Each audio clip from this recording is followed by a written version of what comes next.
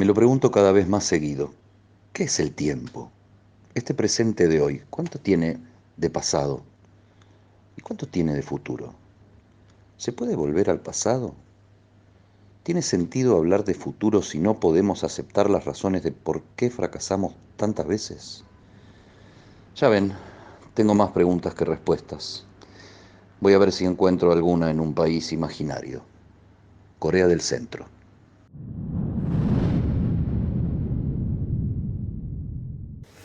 Bueno, se ha formado una pareja, señores. Acá esta nota se hace el martes a la noche.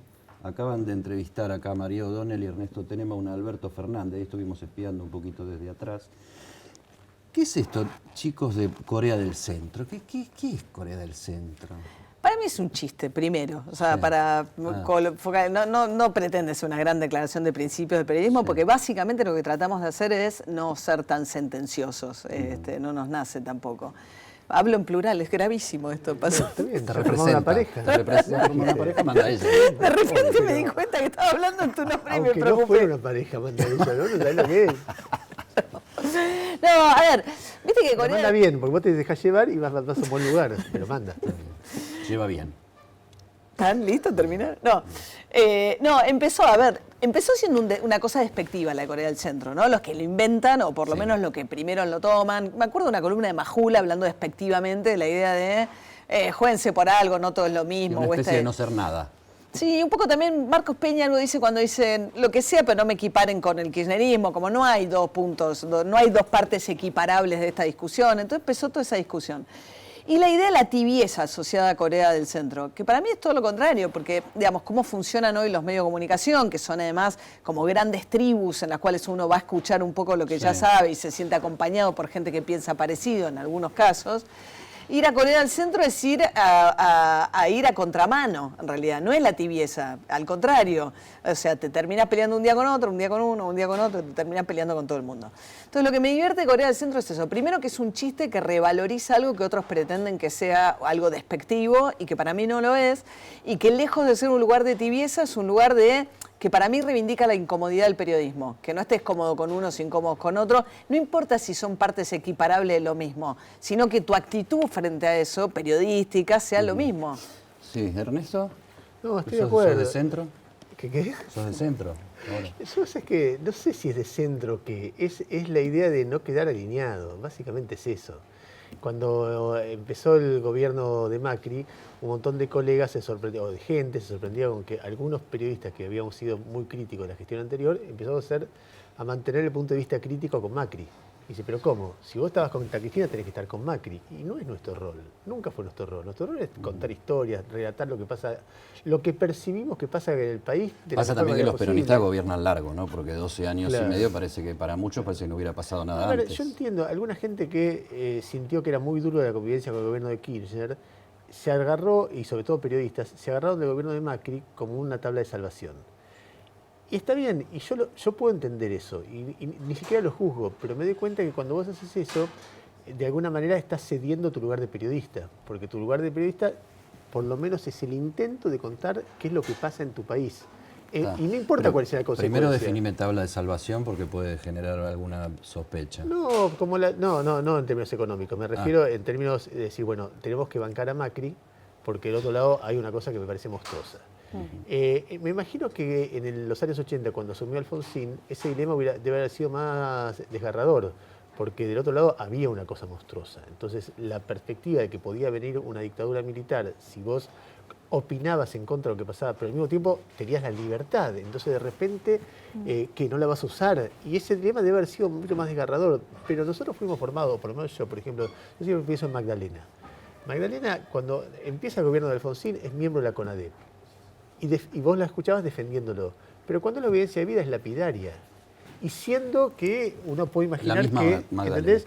Entonces, en esa tradición del periodismo, que vos decís, bueno, nosotros nos regimos por algunos valores que son permanentes. Y si un gobierno, qué sé yo, asume Macri y te pone las dos designaciones de jueces de la Corte por decreto, ¿qué hace alguien que desde la época de Menem me está diciendo la Corte Suprema debe ser independiente? Y vos hacías eso, eras Corea del Centro, porque no eras kirchnerista ni macrista. Entonces, me parece que hubo una discusión de valores. Lo que pasa es que, Ahora, quiero volver a lo que dice María, finalmente es un chiste. charlamos, Sí, es trabajamos, qué sé yo. una fórmula, una síntesis, qué sé yo, para llamar la atención de que no estás ni de un lado ni del otro. Ahora, ¿el que se puso de un lado o se puso del otro, dejó de ser periodista? Yo creo que la calidad del periodismo empeora muchísimo. Porque me parece que también lo escuchaba Ernesto, no lo había pensado, pero la idea de, hay una demanda de alineamiento, ¿no?, por parte del gobierno. Quizás el kirchnerismo lo tenía con un sector de cierto periodismo progresista y se enojaba más con los sectores del periodismo que venían de un periodismo progre y que no se alineaban con ellos. Me decís, pero ¿cómo? Yo estoy llevando adelante las banderas, no sé qué, ¿cómo te vas a...? Mirá lo que están enfrente, ¿con qué estás? O sea, estás haciendo el juego A, le estás haciendo el juego a Macri, le estás haciendo el juego... Y después viene Macri, es una demanda de alineación de... Vení conmigo, ¿no ves que si no vuelve Cristina Kirchner? ¿Sabés lo que es que vuelva Cristina? Entonces la idea de que el periodismo empieza a jugar un rol que está totalmente desnaturalizado. Mi problema no es a quién le hago juego o a quién beneficio. Yo tengo que hacer mi laburo, ponerme a hacer ese otro tipo de preguntas. Para mí es el momento en el cual el periodista pierde de vista cuál es su lugar, cuál es su rol. Está todo bien. Yo sí creo que el que se puso de un lado fervorosamente dejó de ser periodista. Bueno, sí, hace mal su trabajo. Yo no, yo creo que en eso soy menos... estricto de pensar que hay una forma única de hacer el periodismo. Lo que pasa es que nosotros tenemos una visión del periodismo que es que el periodismo tiene que tender a la verdad, o tiene que tender a la objetividad, o tiene que tender a la independencia. Y toda la vida ha habido, qué sé yo, los tipos que escribían en los medios anarquistas. Lo hacían para cambiar la sociedad en algún sentido. Los tipos que escribían en los medios kirchneristas, lo mismo, y los tipos que escribían en los medios de la UCD o los angelosistas, lo mismo. Y entonces hay una corriente histórica del periodismo que es el periodismo militante. A veces se ha hecho... El periodismo no ha sido político, es un hijo Claro, de la política. entonces hay veces que ese periodismo lo hace por las peores razones, guita, cargos, lo que sea, y hay otro que lo hace por convicción. Pero el periodismo es hijo de la política en el siglo XIX y en el siglo XX es hijo de la literatura y es hijo de la búsqueda de otra cosa. Sí, y digamos, ahí viene una cierta pretensión de objetividad, la cual yo tampoco creo, pero objetividad porque no somos objetivos. Uno tiene un punto de vista, tiene un sesgo, tiene una ideología, digamos, nadie es objetivo. Uno elige un recorte, uno elige qué noticia dar, uno elige qué ángulo le da a esa noticia. Todo eso tiene una carga de subjetividad. Pero sí hay una pretensión, digamos, en el otro, digamos, los medios partidarios son una cosa y después viene una pretensión de cierta, no neutralidad, tampoco objetividad, pero de cierta, que el periodismo va por la verdad y no va en función de un proyecto político. Eso pasó, digamos, viene toda la camada de los que quizás llegamos al periodismo pensando en el Washington Post, la idea del el moscardón, el zumbido. El modelo no es Rodolfo Walsh, sino Woodward y Bernstein, en algún sentido, ¿no? Sí, de ir, que decir, bueno, si el presidente cometió una cosa que la Constitución le prohíbe, tendrá que pagar y se terminará su mandato y eso será algo que tenga que ocurrir. Digamos, por ahí nosotros fuimos más criados con esa idea. Y después cuando empezás a rascar, claro, los medios, una cosa son los periodistas, que me parece que eso es una distinción que aparece mal planteada, pero que lo empieza a dar más con Cristina Fernández de Kirchner la discusión acerca de los medios. Los medios no discutían entre sí, ni se hablaba de los temas de los medios en los medios, hasta que empieza a dar esta discusión con un sentido y un objetivo, digamos, el kirchnerismo a través de, bueno, 678, etcétera, etcétera. Sí. Pero la idea de que el medio tiene un interés económico, que es distinto que un proyecto político, porque una cosa es decir, este medio está actuando de esta manera, porque, qué sé yo, la Izquierda a Diario es un medio partidario cuyo objetivo tiene que ver con, y es un gran medio, a mí me encanta la Izquierda a Diario, pero, digamos, su objetivo es apuntalar al sindicalismo no burocrático, a los candidatos de ellos, tiene un objetivo, y eso hace que cubran una cantidad de cosas de una determinada manera. Lo que trae después Cristina Kirchner a la discusión es, no, el medio no tiene un proyecto político, el medio tiene un proyecto económico, y lo que vos estás escondiendo son el poder económico, y detrás de ese medio lo que hay es la defensa, en realidad, de Clarín actúa de esa manera porque no le dimos el acuerdo de permitirle ir a las telecomunicaciones. Y hay medios que también tienen intereses económicos que juegan independientemente del trabajo periodístico. Me parece que eso fue un poco la discusión que asomó muy sucia, porque creo que el kirchnerismo lo que buscó muchas veces es lo que los norteamericanos nos llaman, ¿no?, el character assassination, la idea de, en realidad te destruyo y te destruyo tu credibilidad, no porque quiera destruir tu credibilidad, porque no quiero dar la discusión que vos querés dar, ¿no?, y en lugar de discutir lo que estás informando. Tienen un problema ustedes. ¿Qué es? O dos problemas. Uf. Se está poniendo de moda el centro Y aparte, cada vez que no estás ni con uno ni con otro, primero, les tenés que explicar, cuando discutís con Alberto Fernández hace un ratito, le tenés que explicar que también criticás al macrismo. Y cuando discutís con los macristas, les tenés que explicar, o explicarle a la audiencia que también estás discutiendo. Y el medio se está poniendo de moda, hay un montón de gente en el medio. ¿Viste cómo es este país? Si no trabajás para Cristina, trabajás para Macri, y si no trabajás para Massa, para Schiaretti, para Lavagna, para que yo, o para la izquierda diario. En todo caso será Andás cuestión de a que el ver. medio tampoco exista, porque el medio existe en todo caso en relación con dos polos. Yo en el primer programa dije que cuando empezó esta discusión, en un momento Longobardi dijo algo muy inteligente. Y dijo, yo no sé cuántas Coreas hay, por ahí 50 Coreas. ¿Y a cuál pertenezco yo? No sé, depende cómo me levanto, a una, a la otra. Como la idea de que cada día vos analizás los problemas que hay y ves que, a mí me gusta mucho una frase de María que se la escuché varias veces y siempre es el elogio, que dice, yo no estoy acá para bajar línea. Yo estoy para decirte, mira, este es el problema, esta es la complejidad que tiene y de repente este es mi acercamiento o este es mi punto de vista. Y no sé cuál será el tuyo. Y por ahí está mal. Y después revisarlo. Yo pienso mucho, ¿viste? El rol de uno como periodista porque uno trata de hacer bien su trabajo, etc. Y he cambiado mucho mi punto de vista. En los 90 nosotros éramos adorados porque desde día D denunciábamos todos. Y era un rol de fiscal más que de periodista. Y era divino hacerlo. Y éramos jóvenes, hacíamos quilombo, estábamos bien en el frente, etc. Después vino la discusión con el kirchnerismo. Quisimos aplicar ese modelo con el kirchnerismo y empezaron a discutirnos fuertemente. Y una de las cosas buenas que tuvo ese proceso, dentro de muchas cosas malas que tuvo, es que te hace repensar, a ver, ¿cuál es tu rol? ¿En qué tenían razón ellos? Porque por ahí alguna razón tenía. Y yo te voy a decir un punto que yo pienso mucho y últimamente, que es que hay veces que nosotros usamos un tono demasiado alto para criticar a gente que está haciendo trabajos muy difíciles, mucho más difíciles que el nuestro. En el área de seguridad, en el área económica, en el área de gobernar un país. Es muy difícil. Entonces vos decís, desde acá te digo, yo te voy a decir, la gobernadora tal, el gobernador tal, y el tipo está con 100.000 quilombos, y vos decís, bueno, pero ¿cuál es el dilema? Ahí hay un dilema, porque decís, bueno, si vos contemplás ese elemento, no podés levantar el dedito con todo, pero si vos no decís lo que pensás, no estás cumpliendo tu rol. Bueno, hay un dilema. La complejidad del problema es ese. ¿Cuál es la solución? Hay una cuestión de tonos, que yo lo pienso todo el tiempo, por ejemplo. El tono es algo... Gritamos poco, somos poco atractivos porque gritamos poco. El medio. Sí. Corea al centro, digamos, ¿no?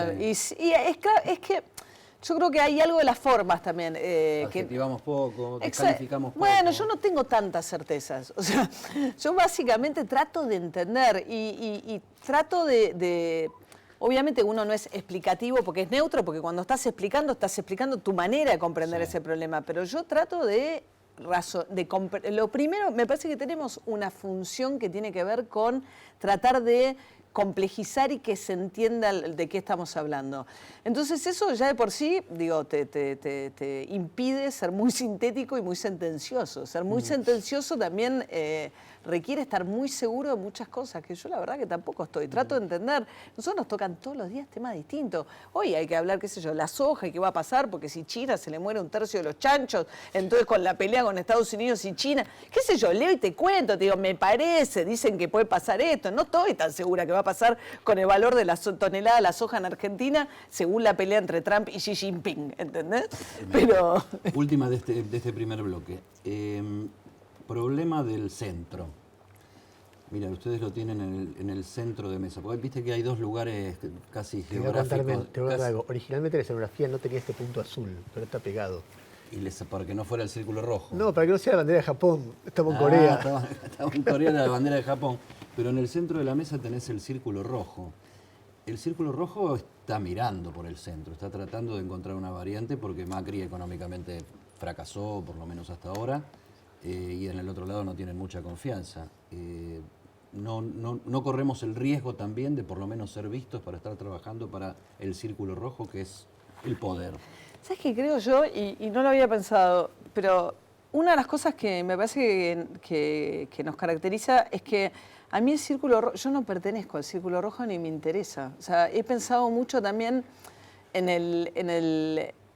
hay periodistas a los que les encanta formar parte del poder o tener cierta cercanía al poder, que yo creo que le hace mucho mal al ejercicio de nuestro trabajo. O sea, vos tenés ese WhatsApp de Macri.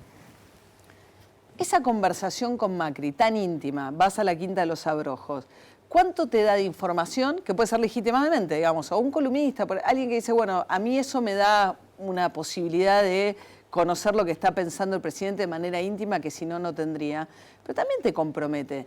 Y esa situación en la cual, porque forma parte de las formas que tiene el poder para seducirte también, darte acceso a ese poder.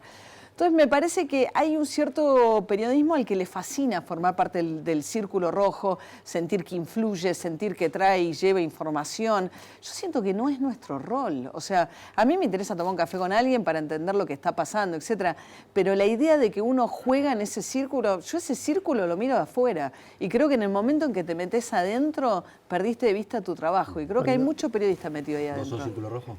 No, cuando pasa que lo que te iba a decir, cuando se produjo el despelote de la 125, hubo una ruptura en el periodismo. A ver, el periodismo más clásicamente conservador respaldó al sector agropecuario, un sector del periodismo progre respaldó claramente al kirchnerismo, y después hubo un grupo de nosotros, muchos de nosotros, que empezamos a plantear, che, tienen que hablar, che, se equivocaron con la medida, che, sos mercenario, trabajás como que... Y de repente, por la evolución de ese conflicto, quedaste, y sobre todo por el saneamiento kirchnerista, quedaste del otro lado.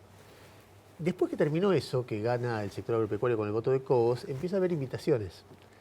Las sociedades rurales de todo el país te invitan a dar charlas, los sectores empresarios, a tipos que no éramos de ese palo. Y hubo colegas que se sintieron cómodos con eso y otros colegas que decimos, no es nuestro lugar. ¿No? Nosotros no estamos planteando un debate sobre cómo se resuelve un conflicto, no militando para un sector. Esa dinámica después se reprodujo por 1000. Entonces hubo muchos periodistas que venían del palo de derechos humanos, del progresismo, que empiezan a ser invitados a charlas con empresas muy importantes y qué sé yo, y otros que nos mantuvimos, de hecho hoy, y de hace varios años, empezamos a trabajar en medios más chicos. A veces por decisión de los medios grandes, a veces por decisión nuestra, pero buscando lugares alternativos donde se pueda trabajar sin estar jugando el juego de otros. Y la verdad que es muy placentero y se pueden crear cosas piolas y te va bien.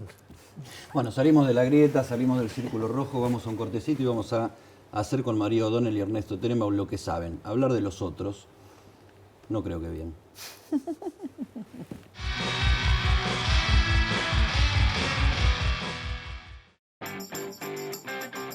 Las cloacas llegaron al barrio San Francisco y ya están habilitadas 51 manzanas de Morón Sur, entre las calles Ortiguera, Stevenson, Don Bosco y Eva Perón. Ahora los trabajos continúan en Aedo y El Palomar. Con esta histórica obra, más de 75.000 vecinos tendrán cloacas en Morón. Estas son obras para siempre. Morón Gobierno.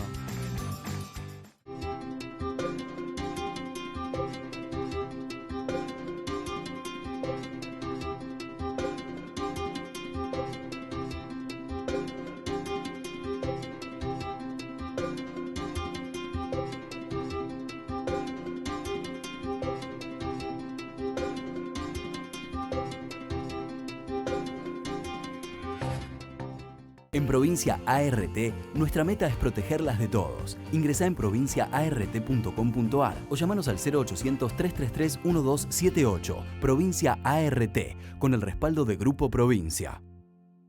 Estamos abriendo escuelas donde antes no había. Generamos más de 4.700 nuevas vacantes para que cada vez más estudiantes desarrollen su talento acompañados por sus docentes. Juntos estamos transformando la educación de la ciudad. ¡Vamos, Buenos Aires! En la Ciudad Autónoma de Buenos Aires, vivir mejor es ley. Legislatura de la Ciudad Autónoma de Buenos Aires. Seguimos entonces con María y Ernesto, María O'Donnell, Ernesto Tenenbaum, quien no los conoce, están todos los días, lunes a jueves, de 22 a 23, por Net TV. Esto se hizo el martes a la noche, después de una entrevista con Alberto Fernández. ¿Cómo se sienten entrevistando a Alberto Fernández? No me digan, yo entrevisto a todos igual, porque Alberto Fernández fue muy importante, tiró piedras del otro lado y ahora es casi como el intérprete de Cristina. O sea, Cristina no mueve la boca, pero habla Alberto Fernández, salvo después de la Feria del Libro, ¿no? Pero en la parte más áspera del gobierno de Cristina Kirchner, ella no estaba. Era áspero cuando estaba, no era que no era áspero, pero no era la parte áspera. Cuando él se va, digamos, él se va en un momento bastante álgido. Siempre fue un poco más dialoguista, lo que no quiere decir que fuese fácil, por lo menos para mí, cuando era jefe de gabinete, digamos, las discusiones eran... Pero te doy vuelta la pregunta.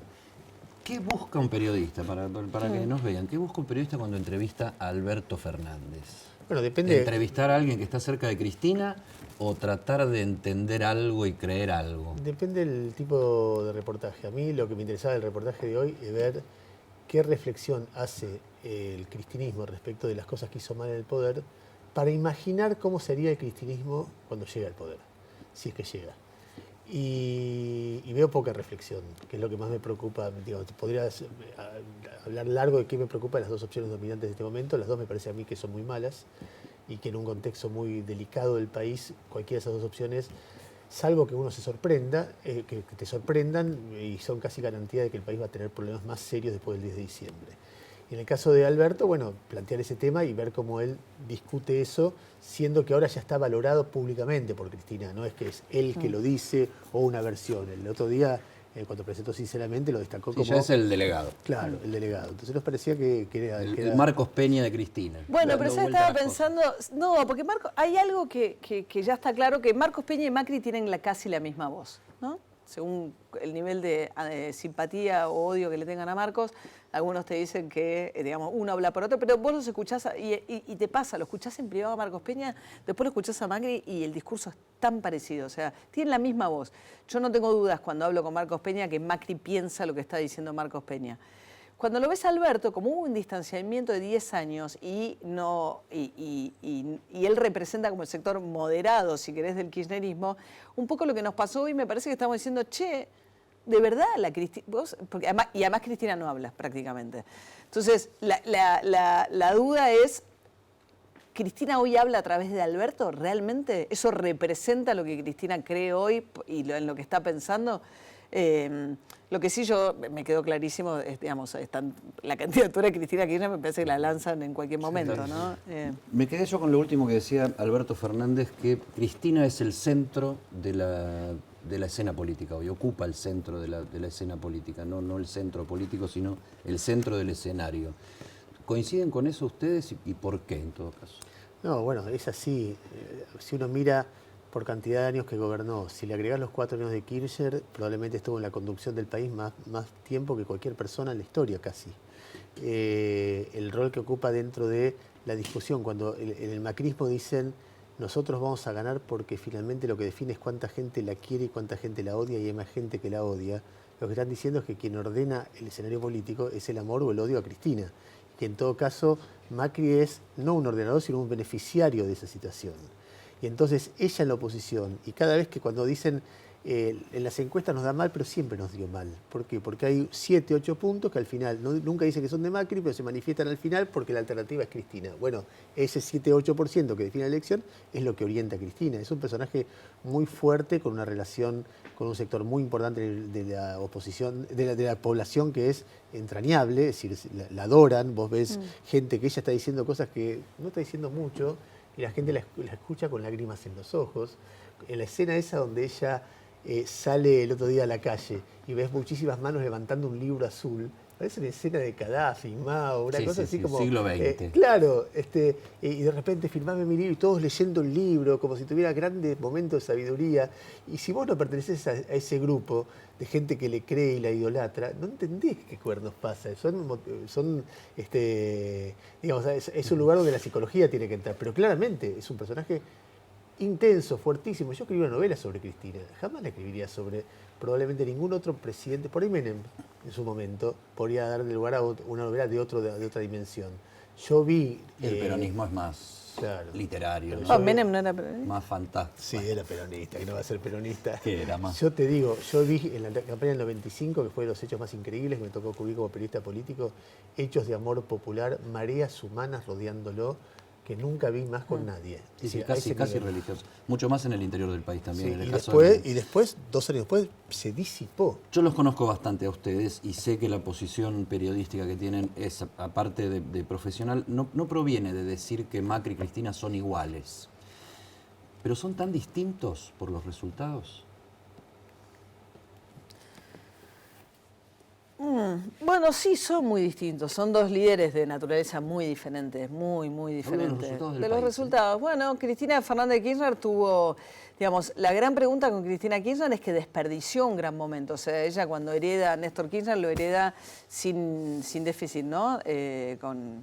una situación económica muy buena. Después, claro, la agarra el 2009, tampoco es que las tuvo todas fácil, pero así todo tenían las hojas bastante altas, digamos, hereda una situación de país donde parecía que estaban dadas las condiciones para la famosa sintonía fina, es decir, bueno, vino Kirchner, el país tocó fondo, aprovechó esa tocada de fondo, logró acomodar un poco el país y a partir de ahí viene ahora la sintonía fina y Cristina Kirchner es la orfebre que necesitamos para eso.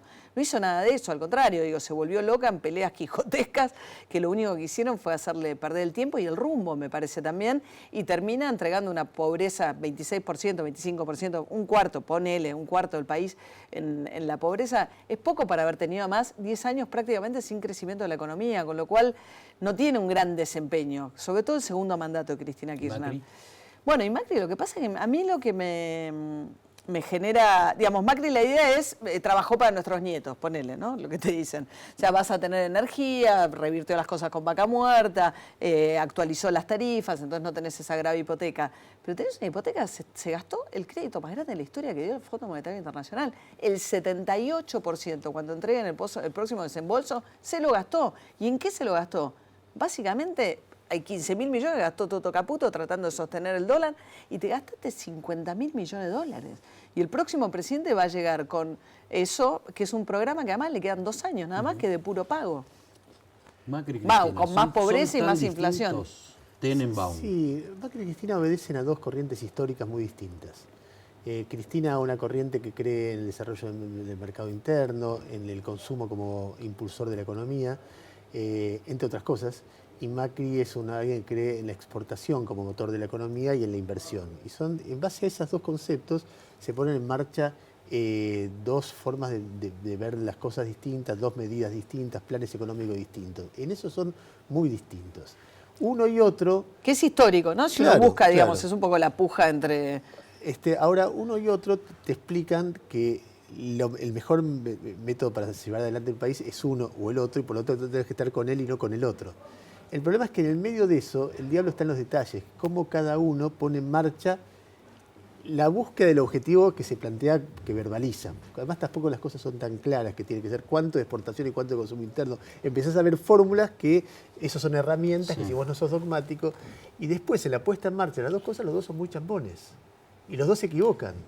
En el caso de Cristina, hay además algunas cosas que a mí me resultan muy difíciles de perdonar. Para mí, una de las peores noches de la democracia argentina fue el día que, el 10 de diciembre, creo que fue el 2014, que hubo huelgas policiales, que como consecuencia de eso hubo saqueos, y hubo una cantidad de muertos que nadie nunca, ni de los derechos humanos, ni se puede investigar ni los nombres. Pero se habla en Tucumán de 20 muertos, que es más o menos lo que tuvo de la Rúa el 19 y 20 de diciembre. Y ese En día, Buenos Aires. No, en todo el país. Entonces, ese día Cristina bailaba arriba de un escenario y nunca hizo una referencia a eso. La tragedia de Once, el respaldo a las barras bravas como organizaciones que eran delictivos, tipos que pasaban droga y mataban gente, eso dejó de existir. Entonces hay una serie de cosas respecto de derechos humanos que yo no me olvido de esa gestión, que además se barnizaba con el discurso de los derechos humanos. Entonces, si hay dos modelos distintos, ¿no hay que darse cuenta de una vez de que hay que ponerse del lado de uno de los dos modelos? Porque si no, lo otro que porque ahora se puso de moda la unidad, ¿no? Todos hablan de unidad. No, Tengo tu unidad, mi unidad, llamo a mi unidad, el gran unidad tema- nacional, ¿unidad nacional de qué? Mira, y el gran tema es cómo encontrás un equilibrio entre los dos modelos. Mira, cuando empezó este gobierno, un gran economista que me dijo, que es Pablo Garchunov, me dijo, ¿sabes cuál es el tema en la Argentina hace 60 años? El nivel del dólar. Porque el dólar tenés que encontrar un nivel del dólar que sea socialmente aceptable, es decir, no muy alto para que todo esté carísimo, pero al mismo tiempo que permita el desarrollo, o sea, bastante alto para permitir la exportación. Esa discusión, que parece muy técnica y no es nada neutral, y la única forma de resolverlo es mediante un diálogo entre los distintos sectores que permite, que creo yo, tiendo a pensar, es lo que aprendí de mucha lectura y mucho debate, que es variable además, porque depende de un montón de otros factores. Acá en la Argentina, claro, vos tenés por momentos que ya no sabés qué piensa cada uno, porque para los años impares, que es los años de elecciones, te lo pisan y después te evalúan, y cualquier tipo, un yanqui, un español, quiere hacer negocio en la Argentina, y un día el dólar está a 6 y Entonces el en la otro está Argentina 13. nadie puede porque se vota cada 2 años. No, hay que buscar Bueno, una hay cultura un tema con política la moneda distinta. también, que tenemos un lío fenomenal, ¿no? Hay algo con el peso, que tantas generaciones que han perdido plata con el peso, que toda situación además genera una progresiva dolarización de la economía, eso es súper complejo. Y cada vez que hay elecciones, bueno, eso Cristina Kirchner entregó el dólar recontratrasado, o sea, te lo decían ellos mismos. O sea, ¿cómo va a ser? Te subvencionaba el viaje de la clase media a Europa y a Estados Unidos barato, y era Cristina Kirchner. Es una enorme paradoja, ¿sí? Pasa con las elecciones, es la gran tentación, pisar el dólar para ganar la elección. Termino con esta y los copio un poquito. Ustedes terminan Corea del Centro todas las noches de lunes a jueves jugando al truco con el entrevistado. O sea que tan científicos de última no termina el Bueno, yo programa. hago un análisis psicoanalítico del entrevistado en base a cómo Está juega bien, con base- Haciendo en- ejercicio en falso base- de una profesión que dejó hace años, ¿no? ilegal. O sea, Falsos es un falso psicoanalista. que analiza gente jugando al truco. Sí. Entonces yo digo, Cristina y Macri, ¿van a ser candidatos sí o no? Sí. Sí. Los dos. Sí, yo no dudo de Macri. Yo de Macri nunca dudé. Tuve alguna duda sí de Cristina Kirchner. Yo nunca dudé de Cristina. Yo creo que ninguno de los dos debería, pero por el carácter que tiene y por la irracionalidad que demuestran, van a hacerlo. ¿Y quién gana? No sé, yo creo que está un poco abierto todavía. No sé qué pasa. Ayer hablábamos con Diego Reynoso acá de la Universidad de El Salvador, que hacen un seguimiento. Bueno, están todos un poco, quizás demasiado optimistas los de la tercera vía después del triunfo de Schiaretti en Córdoba y de lo que está pasando en las elecciones provinciales, de pensar que todavía hay espacio para que una tercera vía cuele en el balotaje. Porque lo más paradójico de todo esto es que cualquiera que cuele en el balotaje, que no sea uno u otro, tiene las chances de ganar. Entonces, lo paradójico es que los dos que tienen más chances de llegar al balotaje serían los dos los más débiles a la hora de enfrentar a un tercero en la segunda vuelta. Entonces la quimera es quién llega a la segunda vuelta. Hoy pareciera que son Macri y Cristina. Ahora, si se abre una puerta por la cual entra otro a la segunda vuelta, ese gana. Yo creo, te voy a decir dos cosas. Yo creo que gana Cristina, pero siempre creo que gana Cristina. Y me viene fallando últimamente. Entonces, no sé, si vos decís, a ver, vos sumás, restás, y yo, ¿qué crees? Y gana Cristina. Ahora, hace 2 años contra Bullrich, te lo firmaba. Hace con Macri contra Scioli, yo no le veía ninguna chance a Macri. Y así sucesivamente. ¿Habían vuelto a trabajar juntos desde Página 12? Si con la Nata no estuvieron juntos. No, porque yo empecé a trabajar con la Nata en radio cuando Ernesto se fue de beca a Estados Unidos en Rompecabezas, en la Rock and Pop, año 94, estábamos muy grandes. Entonces nos cruzamos en realidad, porque yo empecé a trabajar de columnista política de ese programa y Ernesto no estaba. Y juntos no trabajamos siempre nunca. tuvimos, siempre Primera tuvimos, vez. Vos eras La Nación. siempre tuvimos una confluencia de intereses muy fuerte. Ella trabajó en Página también. También. Después fue La Nación. Y siempre los encontramos en un lado u otro y nos quedamos charlando de política, un punto de vista, no igual en el punto de vista, porque pensamos distinto en muchos matices, pero sí en el tipo de acercamiento. ¿Qué leíste? ¿Qué ves de esto? ¿Cómo? Y después en Radio con Vos. Claro, ahí nos encontramos. Ahí nos acercamos. Pero no en el mismo programa. No, Ernesto hacía claro. hace la Radio. primera mañana, De hecho, yo hacía la hacen- tarde. claro. Uno de los desafíos de este programa es conducir juntos, que no es nada fácil, porque los dos estamos acostumbrados a ser jefes, porque los dos somos personas de mucho carácter, y nada, hacer un reportaje juntos con Esloto, nos conocíamos desde muy pibes haciendo juntos. Esto es totalmente nuevo y es muy divertido. Y es brava, la piba.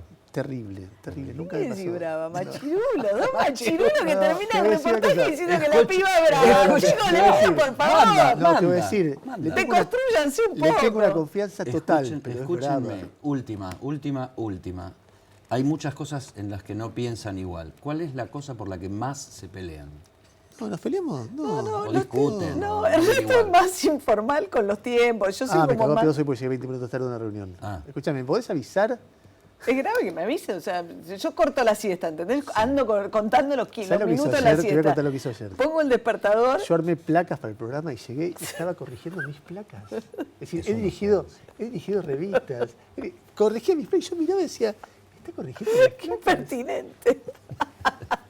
Bueno, está claro Cualquiera. que no. María, Ernesto, gustazo. Gracias, Eddie, para nosotros también. Nos vemos la próxima, vaya uno a saber dónde.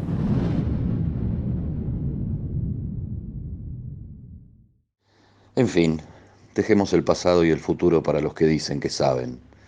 Por ahora seguimos condenados al presente. Somos maestros de la supervivencia, expertos en el pan para hoy. ¿Y mañana? Lo mejor que nos pasa es que mañana será otro día.